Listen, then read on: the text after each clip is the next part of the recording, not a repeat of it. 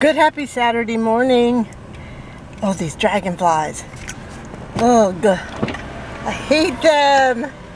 So I'm leaving the gym. I had a good workout. I wanted to do more, and then I thought, are you kidding me? Your family's coming back on Monday. I'm like, are you kidding me? You'll be in the bed while them girls are running around tearing up your place. So, yeah, I was thinking about that when I was talking in the vlog the other day. And it seemed like I was upset, and I'm thankful to get company. I actually always complain because they don't come visit me, and I complain because they'll go to Florida and bypass me. So I'm thankful that they stopped by, and I'm thankful they're stopping by again, even though both air mattresses that I have are on the fritz and dying. So wouldn't you know it, I was going to buy one from Amazon, but my Prime ran out yesterday. So yeah, I don't want it to seem like I'm complaining. A lot of times it sounds like I'm complaining, or it sounds like I'm angry. And the tone only comes from all my life I've been angry. You know, the majority of my life I've been angry because of how my life was. And so I'm used to talking in a tone like this because that's what I'm used to doing. That's my normal tone, and I'm not even upset sometimes. Like my poor granddaughter, like most of her life, I think I scared her talking to her, and I'd say, no, don't do it that way, and it sounds like I'm yelling, and I'm not. It's more of an anxiety voice, but it sounds angry because that's what I was most of my life. So yeah, I appreciate them coming back. I'm actually sitting here thinking what to make for them when they come back, or do I just want to buy them something like some Church's chicken or something? But I don't know what to do. My mom likes wedding soup. I was going to try to make some and freeze it for her so they could take it up. I should just call and ask them what they want. My niece that I saw on Facebook, my niece in Florida, they made them lasagna, which is what I was going to make them on the way down, but I didn't. Oh, guys, I am so through. I am so beat. I really didn't want to go to the gym until after they came back from Florida and left, because I don't want to be exhausted while they're here. And I don't want to push myself. I don't want to be in pain, and just because they're here, not rest in the bed, but keep pushing and pushing, and then when they're gone, I'm in bed for 2-3 days and backed up on everything that I need to get done. So I'm trying to pace myself, and the time is going too fast. And I had to go to the gym because I hadn't been since last Wednesday. About 10 days. I think I said that earlier. So I had to get to the gym. And so I probably won't go again until after they come back and leave. And then I've got to get caught up on my rest because I'm feeling really shabby. So anyways, I'm not going to stand here and keep talking because that burns up energy. And I plan on, I don't know if you can see that baby there.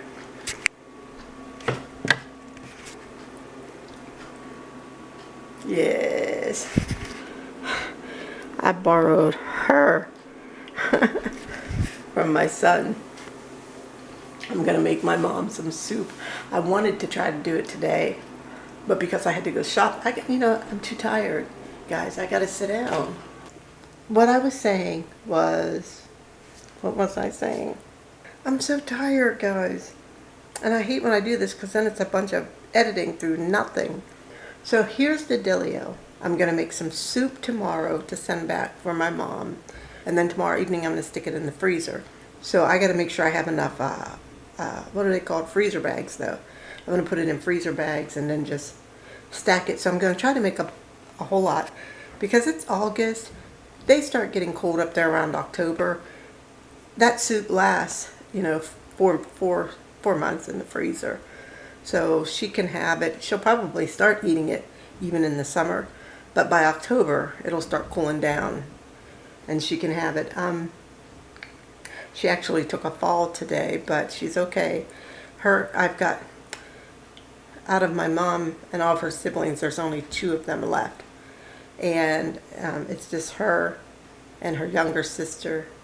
And her younger sister actually fell yesterday and broke her shoulder in 3 places. And then my mom fell today. I'm like, what are they doing? But with that being said, I think I'm going to go to bed. Oh, And one of you asked about my what happened on my birthday. Well, for those of you that followed me last Friday on my birthday, I posted on Facebook to please pray for me. To please pray for me because the devil was trying to ruin that day. My son rented me this room at this hotel that I had been going to check out because I really liked the atmosphere. The event coordinator, I asked them, could I bring a cake or balloons? They said, if you do that, then we have to classify it as an event, and that's going to cost you about $1,000. And so she said, but if it's just going to be you and a group of friends, and you want to come in and just, hang out and celebrate, that's fine. So I kept talking to my son about it, telling him how much I liked it, and being who he is, he booked me a room. He said, I got 2 queen beds in there in case she wants to stay with you. Because he asked if she was going. I said, I don't know. I said, I left her a message, but I haven't heard from her. So briefly, I just filmed this, but it's way too long, the story, because I felt like I had to give you every little detail to understand it. So I'm not going to do that. I'm going to cut it down and briefly go through it, and you'll just have to fill in the blanks where things maybe don't make sense. Or I can upload the longer version of every detail of it on one of my other channels. But on this channel, I'm just going to try to keep it brief and short. So what happened was I got to the hotel early, and I went to check in, and nobody was there. So I went to have breakfast. I came back. I checked in. The girl pointed at the computer screen. She looked at the employee beside her. I was like, is there a problem? She was like, no, just your room has a tub. And she went on and on about the tub and shower. And I was like, well, what difference does it make? Blah, blah, blah. And I said, well, it doesn't matter to me. So she gives me this room. I go up to my room. I walk up to the room. Everybody's windows are absolutely clear. Mine are soaking wet. There's condensation on it that's dripping off the ledges on the outside. So I'm like, okay.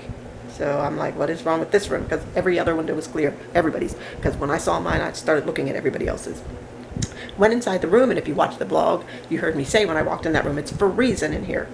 There were 2 bottles of water on the dresser. They were cold. I knew I couldn't stay in there with my lung disease. I couldn't breathe in that cold air. I just couldn't stay in there anyways. It was just too cold. I went downstairs, told them, pretty little girl, big smile, big eyes. I'm sorry. Maybe you can adjust the temperature. I'm sorry. Anyway, so I kept complaining to people. Nobody would help me. So that's what I meant when I said they were all of the same mindset. Nobody seemed to want to help me. Nobody cared. Finally, I tried to go for a walk. It started raining. I came back in. I was ticked because a lady was supposed to come do my lashes and my eyebrows that night. She lived about 3 blocks from the hotel, was willing to come do my eyebrows and lashes for a reasonable price. I couldn't have her come because I couldn't get in my room. Thank God I took a shower before I went to the hotel, or I just never would have made it. So anyways, they were putting out reserve signs on the tables, and the lady said, oh, you don't have to leave right now. I just need to put these out. And I said to her, now by then I'm mad by then. And I said to her, I'm not going anywhere anyways. And I said, I wouldn't leave anyways. I have no place to go. And she was like, oh. And I said, can't get in my room. So anyways, I started telling her what happened. She finally got the ball rolling, went over, talked to them. I don't know what happened. Another employee came out. She wasn't there out of the other 2. Asked me what was going on. I told her. She, I was mad by then. And I said, I'm ready to just demand for my money back and just call this. And that's when she kind of got things moving. Well, what can we do? Blah, blah, blah. We can put you in another room. So anyways, long story short, they put me in another room. I still couldn't put my makeup on. Still couldn't get dressed because I told them I have health issues. I can't be lugging those bags all over the place because I had taken a lot of stuff because I didn't know what I was going to wear. So anyways, they said, oh, don't worry about it. We'll bring it all to you. Blah. So they gave me the key to the room. I'm in the new room waiting. Where's my stuff? Finally, I started to walk down to see if they were at the other room. I didn't have the key for the other room anymore. I finally started to walk down to see if maybe they were in there, and they came out. We're coming. We have your stuff. Finally got in the room. I had like less than an hour before guests were going to start arriving. I had to figure out what I was going to wear, what jewelry, what clothes, what makeup. So I had to hurry up and just try to do my hair, my makeup, and everything real quick, brush my teeth, and get downstairs. And sure enough, right as I was going down, somebody texted me, are you still going? I'm like, I'm here. So had I had to get a shower, it would have just, I would have really had a fit because I would have probably missed people. Some people did come and we missed. They went up on the roof and didn't realize we were in the lobby. So anyways, it was a mess. It was an absolute mess. Even the maintenance, when they sent maintenance up there, he said, oh, it's going to take some time for that room to cool down. He said, I've got the door open. I mean, that's how bad it was in there. So, and I think they knew that. I think they know that there's a problem with that room. How do you not? Every other window was clear. And who wouldn't notice condensation dripping off the ledge of one room? And I think they know there's a problem, and I think that's why she pointed and kind of showed him.